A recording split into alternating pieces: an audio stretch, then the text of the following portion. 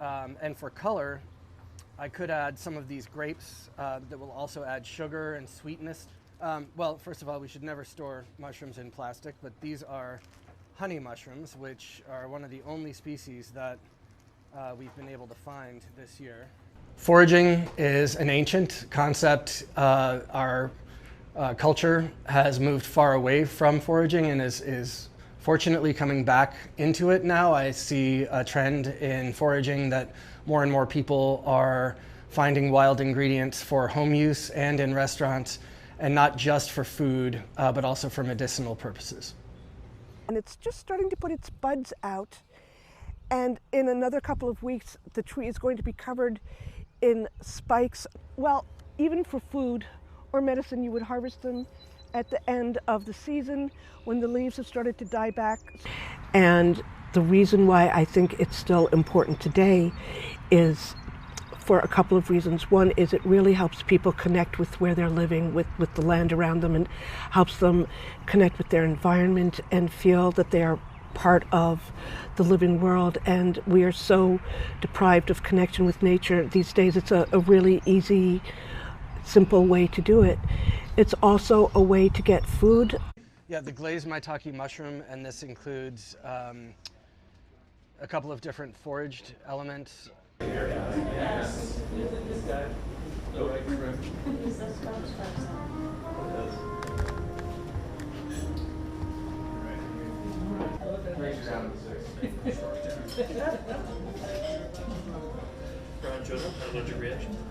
So the taste of the foraging foods was quite unique, just for the simple fact that there's an earthiness and a body to all of it, especially the mushrooms that came out with that nice lemon zest, and I forget what was the tomatoes? Sweet fern, yeah, glazed and sweet fern, and that's something you normally don't see on a menu typically. On restaurants, it's a lot of traditional cooking. So seeing something so unique like that, it's delicious first and foremost, and should be more of this at restaurants. This, what I have here, is what I got in less than a minute of reaching up directly above me, and if you want to spend 10 to 15 minutes, you can get a significant yield from a single tree. Yeah, it's important to sort of pick through, and you can find some fruits that are overripe, some that are underripe, and we just want to isolate the ones that are useful. So sometimes we forage food to appreciate it and know that that's part of our environment around us, and then sometimes we forage food to eradicate it, and that's also okay. In fact, I would argue it might be even more important. Yeah, after one of our coordinators sent it out. I can't remember who it is. Foraging it can be a very zen activity, and for that reason I think foraging can be for everybody.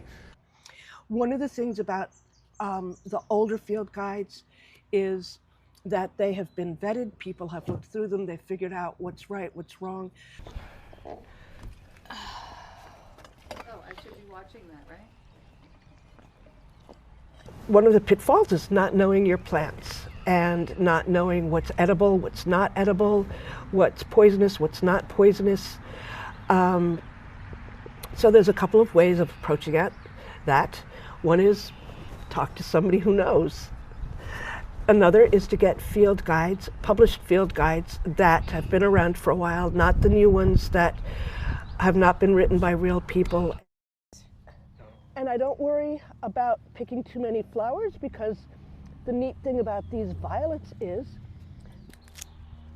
so this just gives lots of surface area for the vinegar. I sort of just guessed how much it would take to fill it, so I don't want to pack these really tightly, because then there's no room for the vinegar to my jar.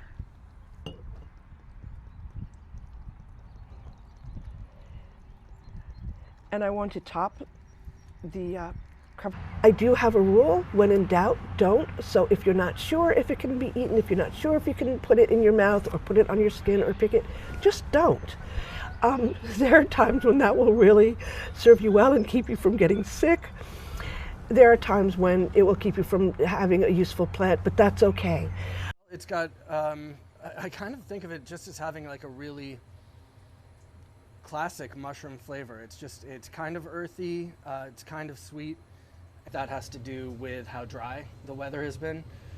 But honeys grow quickly right after a rain and are typically more of like a golden brown color. There are also foods that we think might not be good for us, which are very healing, and that's a cerebral act to learn and study, and as I said, experiment with all of those, foreign ingredients that are all around us. And I say foreign because I think they've become foreign to our palates.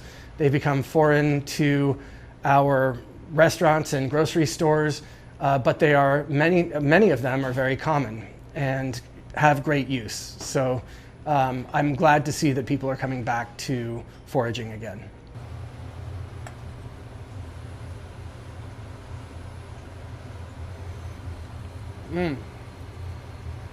That tastes like September. There's something primal about it that's also delicious. Being able to go and get your own food instead of buying it from a store, buying it, in mass quantities, and then creating something that's delicious and it just fills the soul.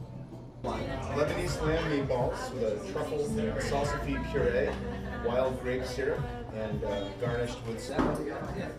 Yeah, and a little bit of sweet in there.